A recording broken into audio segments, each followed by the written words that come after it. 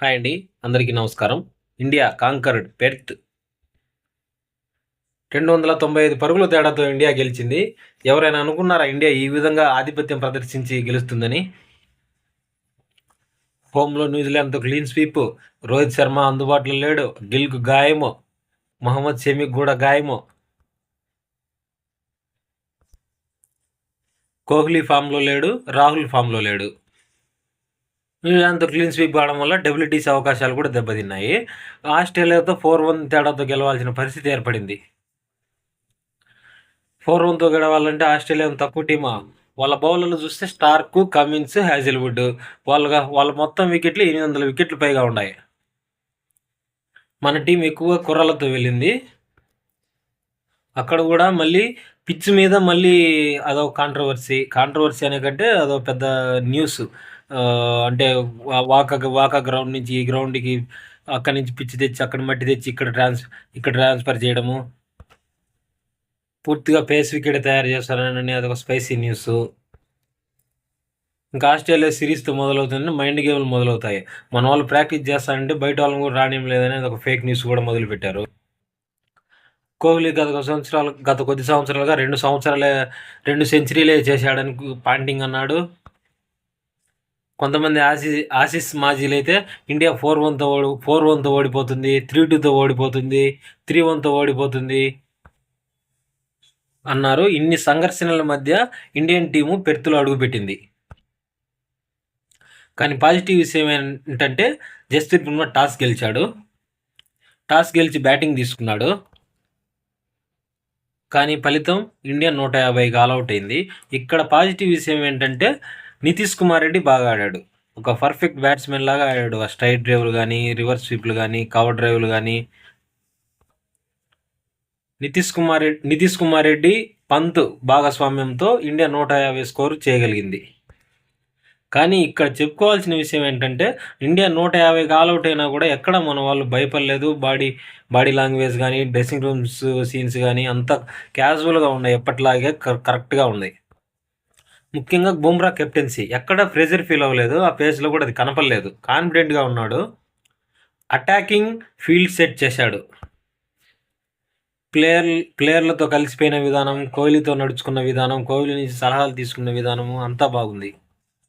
Match తర్వాత కూడా చెప్పాడు, Virat Kohli does not need us, we need Virat Kohli అని స్టేట్మెంట్ ఇచ్చాడు. దీన్ని బట్టి వారిద్దరి మధ్య బాండింగ్ ఎట్లా ఉందని అర్థమవుతుంది. ఇక్కడ మనం ఒక మాట చెప్పుకోవాలి, there is 1% chance, some times that chance is good enough. దీన్ని మన వాళ్ళు చేసి చూపించారు. బుమ్రా ఫస్ట్ ఇన్నింగ్స్లో 1%, 50% చేస్తే జైస్వాల్, రాహుల్ ఆ అవకాశాలని 75% పెంచారు. కోహ్లీ సెంచరీతో అది 100% అయింది. నాకు తెలిసినంత వరకు ఈ మ్యాచ్లో బుమ్రా తీసిన ఫస్ట్ 5 వికెట్లు అయితే ఈ మ్యాచ్లో కీ పాయింట్. ఒకవేళ ఆ రోజు బుమ్రా 5 వికెట్లు మెయిన్ వికెట్లు కానీ తీయకపోతే, ఒకవేళ స్మిత్ కానీ, లబుసైన్ కానీ, ట్రావిస్ హెడ్ కానీ రెండవ రోజు కానీ ఒక్కరైనా బ్యాటింగ్ నిలబడి ఉంటే గిన పరిస్థితి వేరేలా ఉండేది. ఎందుకు ఈ మాట అంటానంటే ముందు రోజు ఉన్నంత డిఫికల్ట్గా రెండో రోజు పిచ్ లేదు. ఆ తర్వాత వచ్చిన స్టార్క్, హాజిల్వుడ్ 89 నిమిషాలు బ్యాటింగ్ చేశారంటేనే అర్థమవుతుంది మన పరిస్థితి ఏంటో. ముఖ్యంగా బుమ్రా స్మిత్ వికెట్ తీసింది అయితే బాగుంది. ఎందుకంటే బౌన్స్ వికెట్ మీద లోవర్ బౌన్స్తో స్మిత్ని అవుట్ చేశాడు. ఆ బాల్ బౌన్స్ అవ్వలేదు, వికెట్ల ముందు దొరికాడు స్మిత్. మరియు హర్షిత్ రాణా తీసిన ట్రావిస్ హెడ్ వికెట్ అయితే నాకు బాగా నచ్చింది. వాళ్ళు 104 పరుగులకు ఆల్అవుట్ కావడం లేదంటే మెయిన్లీ మెంటల్లీ దెబ్బతిన్నారు వాళ్ళు. 46 పరుగులు లీడ్ వచ్చింది మనకు. వాళ్ళ బాడీ లాంగ్వేజ్ అంతా మారిపోయింది. మామూలుగా అయితే ఆస్ట్రేలియా ప్లేయర్స్లో మనం అది చూడము. వాళ్ళు కామ్గా ఉండేది కూడా చూడము ఫీల్డ్లో. కానీ వాళ్ళు కామ్గా ఉన్నారు. అరవడం కానీ ఏం చేయలేదు. వెనకాల నుండి కీపర్ దగ్గర నుంచి కానీ ఎవరో ఒకరు ఏదో ఒకటి అరుస్తూ ఉంటారు. బుమ్రా ఆ ఒక్క స్పెల్తో ఇండియన్ టీంలో ఉత్సాహం నింపాడు. జోస్ వచ్చింది మనందరి ప్లేయర్లో కూడా. కెప్టెన్సీ తీసుకున్న ఫస్ట్ మ్యాచ్లో కోహ్లీ కూడా ఫస్ట్ మ్యాచ్లో ఇంగ్లాండ్తో 350 రన్స్ చేస్తూ సెంచరీ కొట్టాడు. అలాగే ఓడి వరల్డ్ కప్లో రోహిత్ శర్మ కూడా ఇలాగే ముందు నడిపించాడు అటాకింగ్ గేమ్ ఆడుతూ. కానీ వాళ్ళిద్దరు బ్యాట్స్మెన్లు, బుమ్రా ఏమో బౌలరు.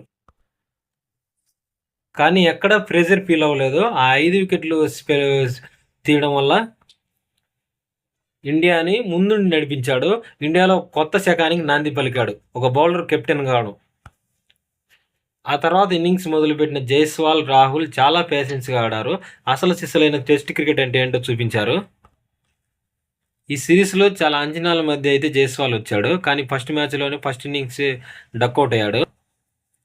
కానీ సెకండ్ ఇన్నింగ్స్లో అసలు ఏం జరగనట్టు అంత డేరింగ్ డాషింగ్గా బ్యాటింగ్ చేశాడు.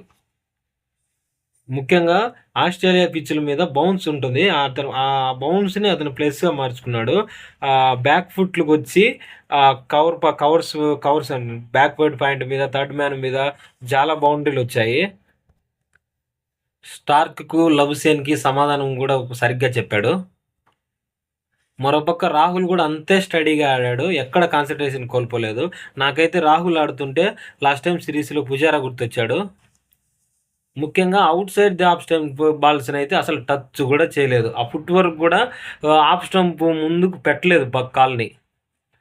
వీళ్ళిద్దరు స్ట్రైక్ రొటేట్ చేస్తూ సమన్వయం బాగా కుదిరింది.